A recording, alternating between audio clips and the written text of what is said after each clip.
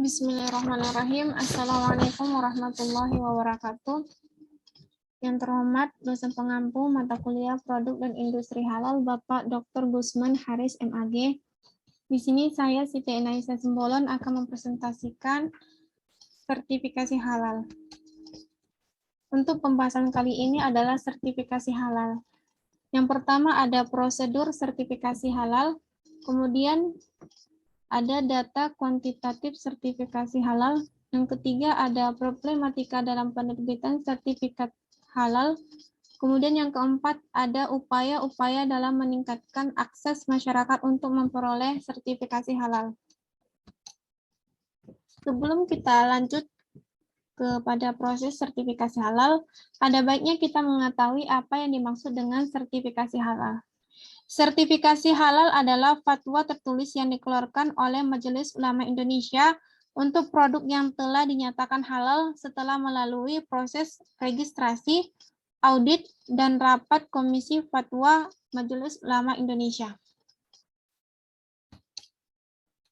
Dan untuk logo halal Majelis Ulama sendiri, Majelis Ulama Indonesia sendiri terlihat pada layar. Selanjutnya, proses sertifikasi halal. Sebelum kita kepada proses sertifikasi halal, awalnya sertifikasi halal ini bersifat sukarela. Tidak ada paksaan kepada perusahaan untuk mengeluarkan sertifikasi halal. Namun, setelah berlakunya Undang-Undang Nomor 33 Tahun 2014 tentang Jaminan Produk Halal dan PP Nomor 31 Tahun 2019 tentang Jaminan Produk Halal, berimplikasi berubahnya sistem prosedur dan registrasi sertifikasi halal dari yang bersifat sukarela menjadi wajib mulai dari tanggal 17 Oktober 2019. Selain itu, Undang-Undang Jaminan Produk Halal melahirkan badan baru bernama Badan Penyelenggara Jaminan Produk Halal atau yang kita kenal dengan BPJPH di bawah Kementerian Agama. Undang-Undang Jaminan Produk Halal ini mengamanatkan terhitung dari tanggal 17 Oktober 2019 semua produk wajib bersertifikat halal oleh BPJPH. Sebelum PP Jaminan Produk Halal terbit, produk sertifikasi halal masih dilakukan oleh Majelis Ulama Indonesia. Namun setelah PP Jaminan Produk Halal terbit, maka kewenangan penerbitan sertifikasi halal berada sepenuhnya di BPJPH selaku leading sektor jaminan produk halal. Berdasarkan Undang-Undang Jaminan Produk Halal 2014 dan PP 2019, BPJPH menggantikan peranan LPPOM MUI dalam proses sertifikasi halal. Namun perubahan tersebut tidak disertai kesiapan BPJPH sehingga berpotensi menghambat proses sertifikasi halal yang selama ini sudah berjalan. Untuk menghindari hal tersebut, maka Menteri Agama mengeluarkan keputusan Menteri Agama Republik Indonesia nomor 982 tahun 2019 mengenai layanan sertifikasi halal.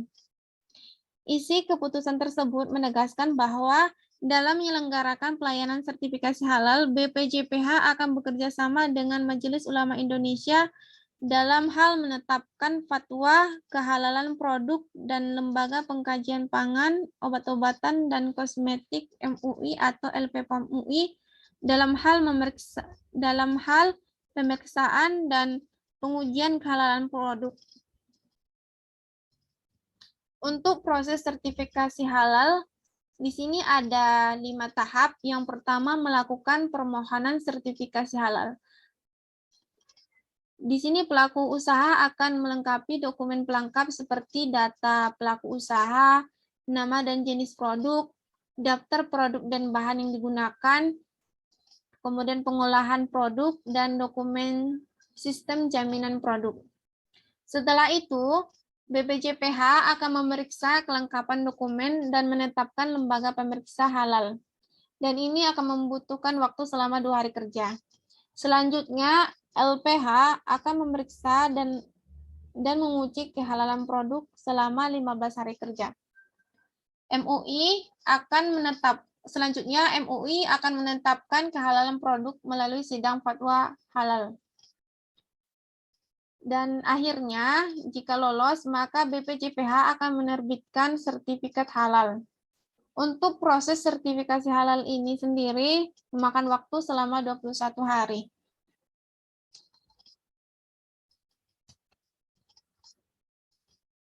Ini adalah alur permohonan sertifikasi halal yang sebelumnya telah dijelaskan.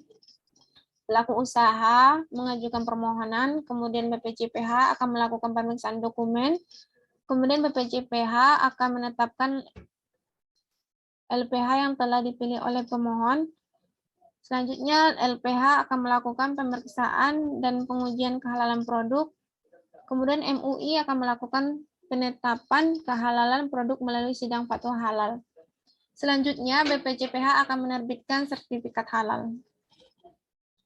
Dan untuk sertifikat halal ini berlaku selama 4 tahun, dan setiap 6 bulan sekali harus melaporkan pelaksanaan sistem jaminan halal atau SJH pada perusahaannya.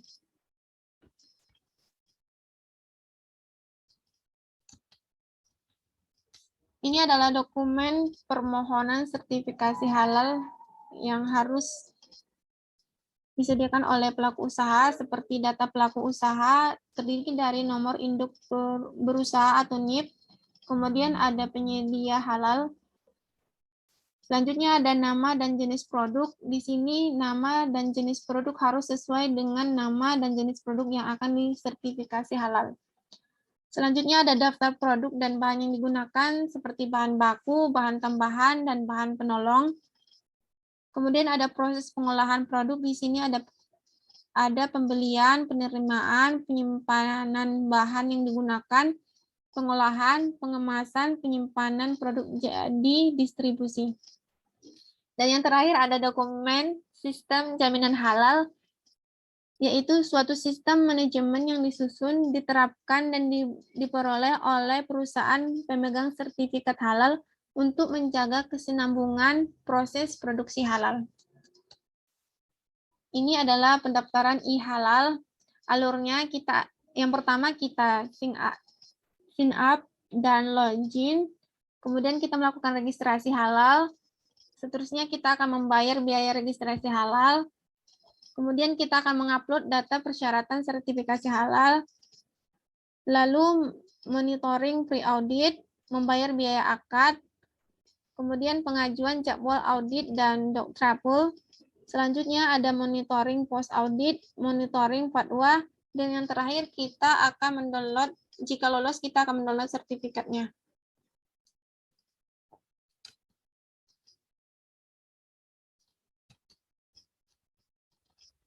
Untuk selanjutnya adalah data sertifikasi halal periode 2012 sampai 2019. Dapat dilihat pada layar bahwa untuk jumlah perusahaan tiap tahunnya itu mengalami peningkatan, sedangkan untuk jumlah sertifikat halal itu mengalami fluktuasi, dan pada tahun 2014 itu jumlah sertifikat halal terbanyak yaitu 10.322, dan untuk jumlah produk halalnya itu tiap tahunnya mengalami peningkatan. Di tahun 2019 sendiri, jumlah perusahaan itu tertotal 13.951, dan dengan jumlah sertifikat halal 13.495, dari jumlah produk halal 274.796. Masih banyak produk halal yang tidak memiliki sertifikat halal. Ketiadaan sertifikat halal ini tidak serta-merta menyatakan bahwa produk itu tidak halal. Selanjutnya ada problematika sertifikasi halal. Kelemahan dari Undang-Undang Jaminan Produk Halal ini dengan mewajibkan sertifikasi halal diantaranya alur proses pelaksanaan sertifikasi halal menjadi panjang dan bürokratis karena banyak pihak yang terlibat. Kemudian rawan konflik kepentingan. Selanjutnya pelaku usaha masih tetap dikenakan biaya dan masih perlu diatur akuntabilitas dan transparansi kinerjanya. Selain itu, Undang-Undang Jaminan Produk Halal dapat menimbulkan permasalahan seperti meningkatnya beban APBN atau APBD untuk menyediakan infrastruktur, sumber daya manusia, sosialisasi penyelenggaraan JPH, dan biaya untuk permohonan sertifikasi halal dari pelaku usaha mikro dan kecil.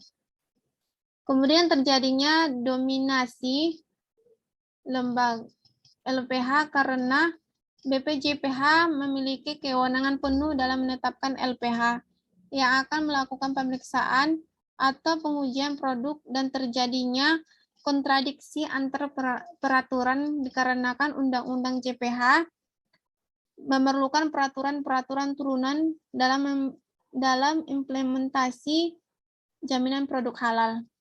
Pembentukan peraturan-peraturan tersebut membutuhkan waktu dan berpotensi berbentur dengan peraturan lainnya.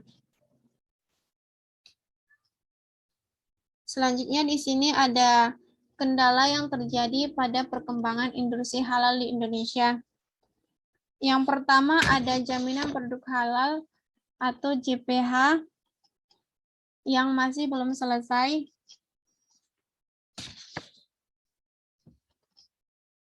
Masih sedikitnya sertifikasi dan standarisasi produk halal, serta masih belum adanya roadmap pengembangan industri halal.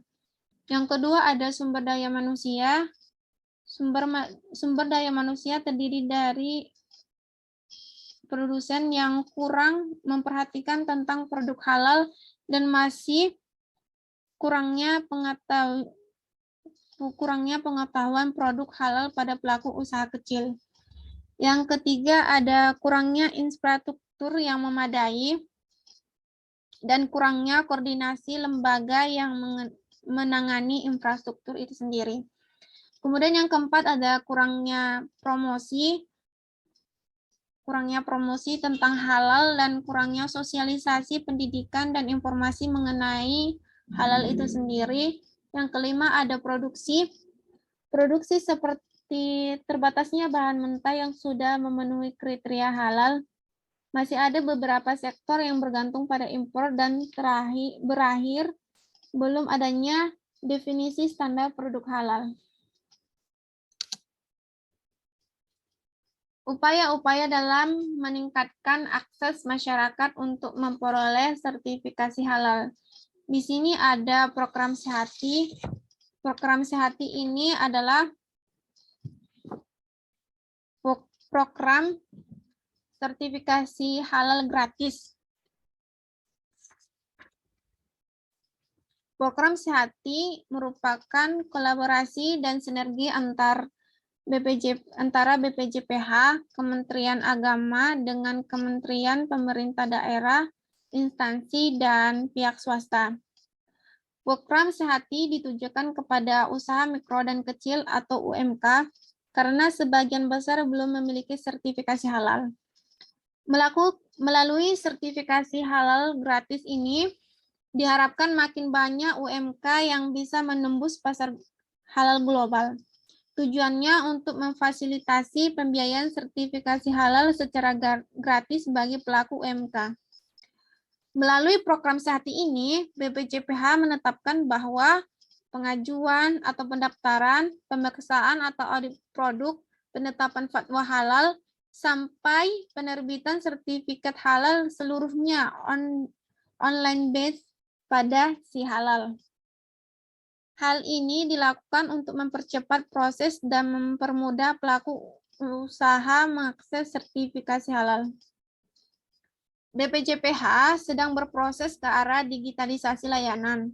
Sertifikat halal yang terbit telah berbentuk e-certificate dengan tanda tangan digital atau digital signature yang terhubung ke sistem Balai Sertifikasi Elektronik Badan Cyber dan Sandi Negara atau BSSN.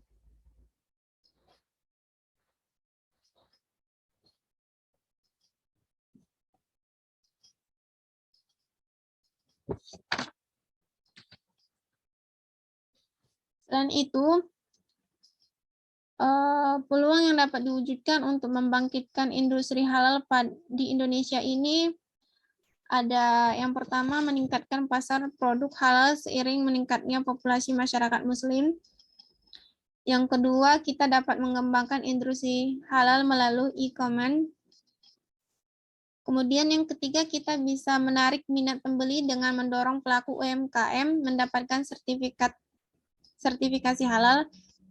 Yang terakhir, kita dapat meningkatkan permintaan jenis-jenis produk halal baik dari sektor makanan, minuman, obat-obatan, kosmetik, bahkan fashion. Cukup sekian yang dapat saya sampaikan pada kesempatan kali ini. Kurang dan jagalnya saya mohon maaf. Assalamualaikum warahmatullahi wabarakatuh.